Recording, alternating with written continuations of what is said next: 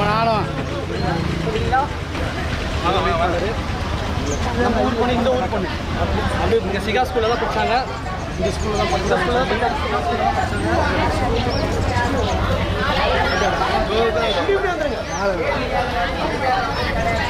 அம்மா வணக்கம்மா. நாம் தமிழர் கட்சியினுடைய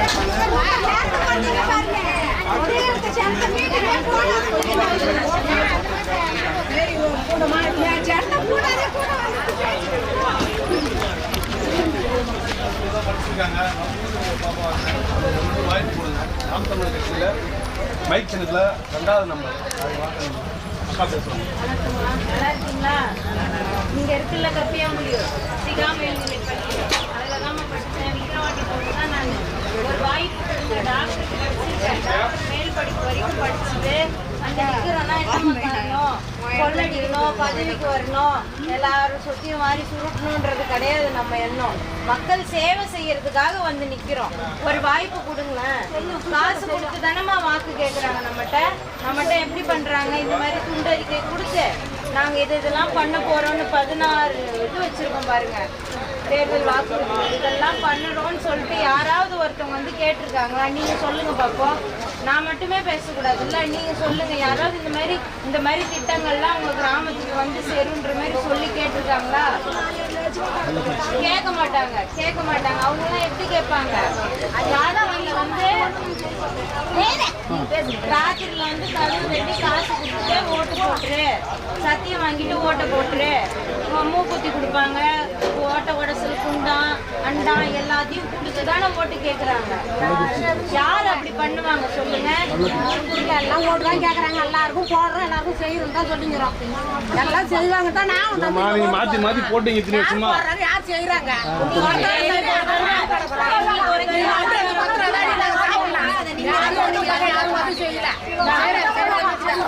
மாற்றி புதுசாக ஒருத்தவங்க கொடுக்கணும்.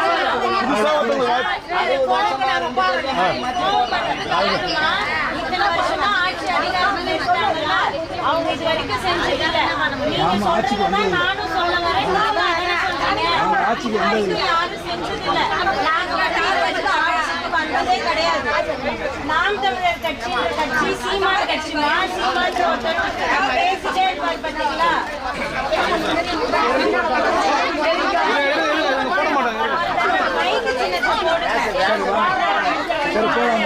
கப்பியாம்புலியூர் சார்ந்த அன்பான தமிழ் சொந்தங்களே, நான் உங்கள் நாம் தமிழர் கட்சியின் வேட்பாளர் மருத்துவர் அபிநயா. நல்லா இருக்கீங்களா? இங்க இருக்குல்ல சிகா மேல்நிலை பள்ளி, தெரியுங்களா? சிகா ஸ்கூல் இருக்குல்ல, இங்கதான் நான் படித்தேன். 12வது வரைக்கும் இங்கதாம்மா நான் படித்தேன். இந்த ஊரு பொண்ணுதான். இந்த ஊரை சார்ந்த, இந்த தொகுதியை சார்ந்த பெண், உங்க சொந்த மக, உங்க சொந்த ரத்தம் வந்து நிக்கிறேன். ஒரு வாய்ப்பு கொடுங்க. இந்த பள்ளியில படிச்சுட்டு இந்த ஒரு சின்ன கிராமத்துல இருந்து ஒரு எம்எல்ஏ மேல போனாங்கன்னா எப்படி இருக்கும்னு சிந்திச்சு பாருங்க. இல்ல வருஷமா கொள்ளடிச்சு வச்சிருந்த காசுல பெரிய பெரிய மாளிகை கட்டி காரை வாங்கி சொகுசு வாழ்க்கைய வாழ்ந்துகிட்டு இருக்கவங்க ஒரு எம்எல்ஏ வாய் மேல போனாங்கன்னா எப்படி இருக்கும்னு பாருங்க. அவங்க நம்ம கஷ்டத்தை புரிஞ்சுப்பாங்களா? இல்ல உங்க பக்கத்து வீட்டு பொண்ணு, உங்க வீட்டு ரத்தம் உங்க கஷ்டத்தை புரிஞ்சுக்குமா? அதுவும் ஒரு பெண்ணா நின்று உங்ககிட்ட நான் ஒரு கேள்வி கேட்கிறேமா? இப்ப கள்ளக்குறிச்சியில நடந்த சம்பவம் உங்களுக்கு தெரியுங்களா? கள்ளக்குறிச்சியில் என்ன நடந்துச்சுன்னு தெரியலமா உங்களுக்கு? எல்லார் வீட்லயும் தொலைக்காட்சி இருக்கு. தொலைக்காட்சி இல்லைனாலும் கையில போன் வச்சிருக்கீங்க. என்ன நடந்துச்சுன்னு பாருங்க. 60க்கும் மேற்பட்டவர்கள் கள்ள சாராயம் அருந்தி செத்து போயிருக்காங்க. இதை என்ன எப்படி வெளிப்படையா என்னன்னு சொல்லலாம்? 60க்கும் மேற்பட்ட தாலிகள் அறுக்கப்பட்டு இருக்கு கள்ளக்குறிச்சியில கள்ள சாராயத்தால. இதெல்லாம் யாருமா தட்டி கேட்கறது? யாரு தட்டி கேட்கறது சொல்லுங்க? நைட்ல உங்க வீட்டை தட்டி வாக்குக்கு 1000மோ 500மோ கொடுக்குறாங்களே, அவங்க தட்டி கேட்பாங்கன்னு நினைக்கிறீங்களா? மனசாட்சி படி பேசுங்கம்மா. நான் உங்க வீட்டு பிள்ளைதான். நீங்க ஏதாவது வந்து திரும்ப கேள்வி கேட்கணும்னாலும் என்கிட்ட கேட்கலாம். நான் உங்க மேல இருக்க கோபத்தினாலையும் அக்கறையினாலையும் தான் இந்த மாதிரி கேள்விகளை முன்வைக்கிறேன். நீங்க ஆட்சேபனை இருந்தா என்கிட்டயும் திரும்ப கேள்வி கேட்கலாம். அதற்கான முழு அதிகாரம் உங்ககிட்ட இருக்கு. சொல்லுங்க. நைட்ல வந்து கதவை தட்டி காசு கொடுக்கறவன் இந்த தாலி எடுத்ததை பத்தியோ கள்ளச்சாராயம் குடிச்சு செத்ததை பத்தியோ நீதி கேட்க போவாருன்னு நினைக்கிறீங்களா? அவர் வீட்டுக்குள்ளலாம் எந்த ஸ்கூல்ல படிக்குதுன்னு கொஞ்சம் சிந்திச்சு பாருங்க. அந்த 1000மோ 5000மோ கொடுக்குற ஒரு வீட்டுக்குள்ள எந்த ஸ்கூல்ல படிக்குது? 1000மோ 5000மோ கொடுக்குற வீட்டுக்குள்ள எந்த மருத்துவமனையில போய் படுக்குது உடம்பு சரியில்லைன்னா? ஆனா காசு வாங்குற நம்ம எந்த ஸ்கூல்ல படிக்கிறோம்? நம்ம வீட்டு பிள்ளை எந்த ஸ்கூல்ல படிக்குது? நமக்கு உடம்பு சரியில்லைன்னா எந்த மருத்துவமனையில போய் படுக்கிறோன்றத சிந்திச்சு பாருங்க.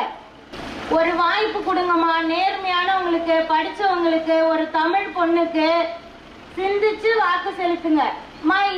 இந்த தேர்தல் விக்கிரவாண்டிக்கு மட்டும்தான் நடக்குது இந்த தேர்தல், சரிங்களா? இதனால எந்த ஒரு ஆட்சி மாற்றமும் வரப்போறது கிடையாது. இதனால திரும்பவும் திமுக ஆட்சியை பிடிக்க போறது இல்ல, திரும்பவும் அண்ணா திமுக ஆட்சியை பிடிக்க போறது இல்ல. மற்ற எந்த கட்சிகளுக்கும் இதுல ஒரு ஆட்சி மாற்றத்திற்கான வாய்ப்பு கிடையாது.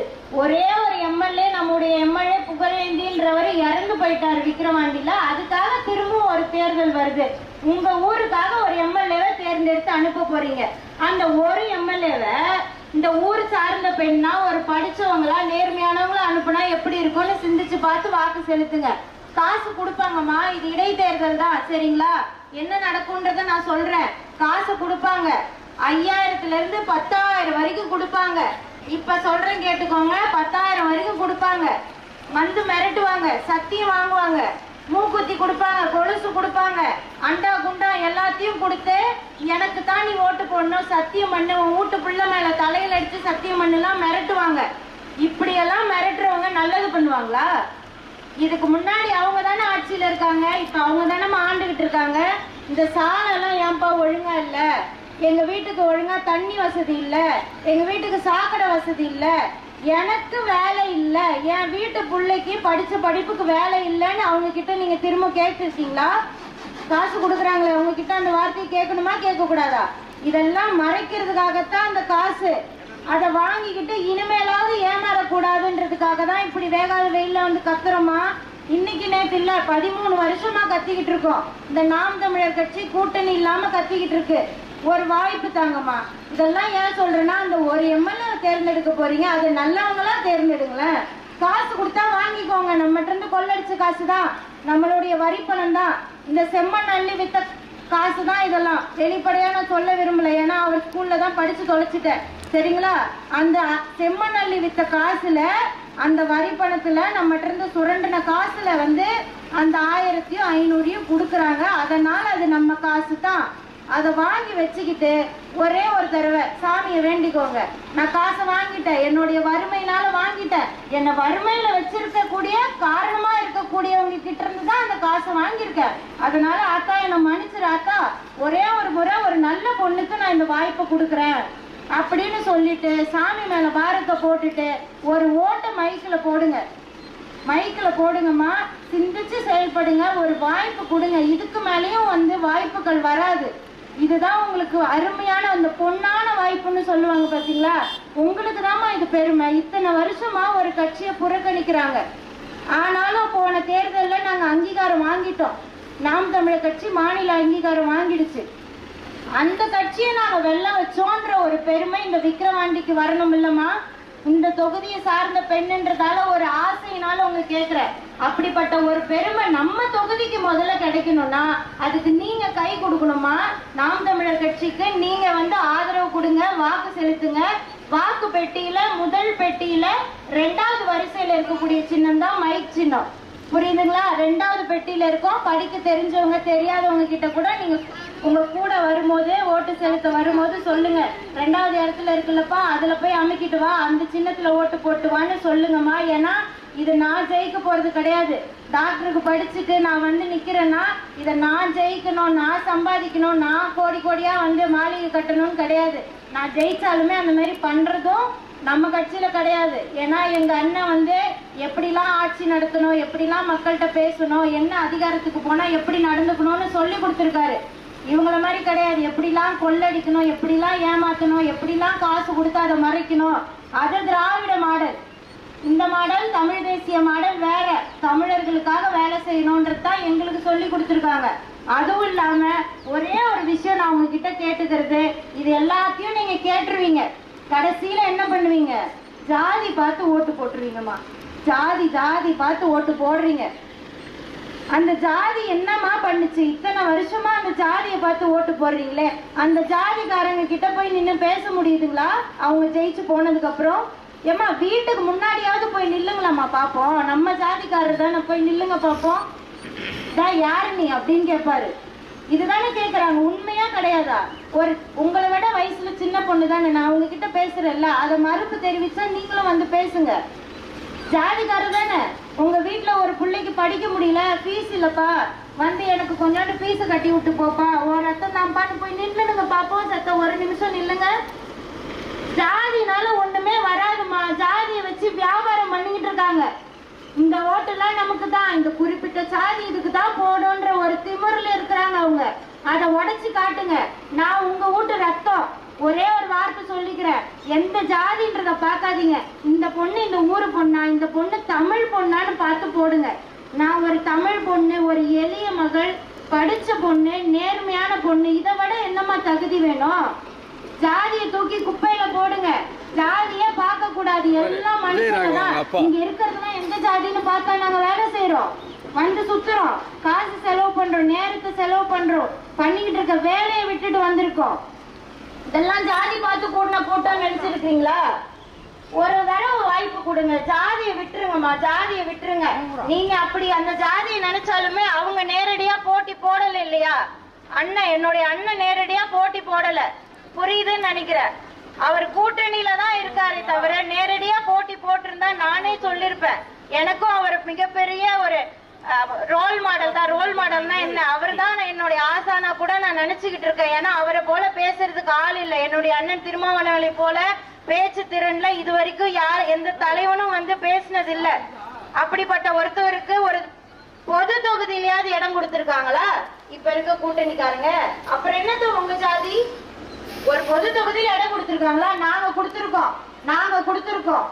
4க்கும் மேற்பட்ட பொது தொகுதியில நீங்க சொல்றதா, நீங்க வந்து பிற்படுத்தப்பட்டவர்கள் சொல்றீங்களா? நாங்க அந்த மாதிரி வார்த்தையை வந்து பயன்படுத்த மாட்டோம். நீங்க சொல்ற வார்த்தைன்றதால சொல்றேன். அந்த மாதிரி வகுப்பை சார்ந்தவங்களுக்கு நாங்க சீட்டு கொடுத்திருக்கோம். அப்ப யார் மனுஷங்கன்னு நினைக்கிறீங்க? அவங்கதான் ஜாதி பார்த்து வீணா போறாங்கன்னா மக்களாகிய நம்மளும் ஏமா அப்படி இருக்கணும்? இதை விட எளிமையா உங்க மொழியில எப்படி சொல்லி புரிய வைக்கிறதுன்னு தெரியல. இதுக்கு மேல ஒரு வாய்ப்பு கொடுங்க, ஒரு வாய்ப்பு கொடுங்க. நல்லது செய்யறதுக்கு ஒரு வாய்ப்பு கொடுங்க. ஒரு படிச்ச பிள்ளைக்கு, நேர்மையான பிள்ளைக்கு வாய்ப்பு கொடுங்க. நாம் தமிழர் கட்சியின் சின்னம் மைக்கு சின்னம்மா. இங்க இருக்கிறவங்க ஒரு 10-15 பேர் தான் இருக்கிறீங்க. இதையும் தாண்டி ஊருக்குள்ளலாம் இருப்பாங்க பாத்தீங்களா? அவங்க கிட்ட எல்லாம் போய் எடுத்து சொல்லுங்க. ஒரே ஒரு முறை இந்த பிள்ளைக்கு வாய்ப்பு கொடுப்போன்னு கூடி பேசி முடிவு எடுத்துட்டு காசை வாங்கி வச்சுக்கலாம். காசை வாங்கி வச்சுக்கிட்டு நம்ம இந்த பிள்ளைக்கு வாக்கு செலுத்தலான்ற ஒரு முடிவை எடுங்க. அந்த முடிவை நினைச்சு நீங்க வாழ்க்கை ஃபுல்லா, வாழ்க்கை கடைசி வாழ்க்கை வரைக்கும் நீங்க அதை நினைச்சு பெருமைப்படுவீங்கன்ற உறுதியோட விடைபெறுகிறேன். நன்றி, வணக்கம். நாம்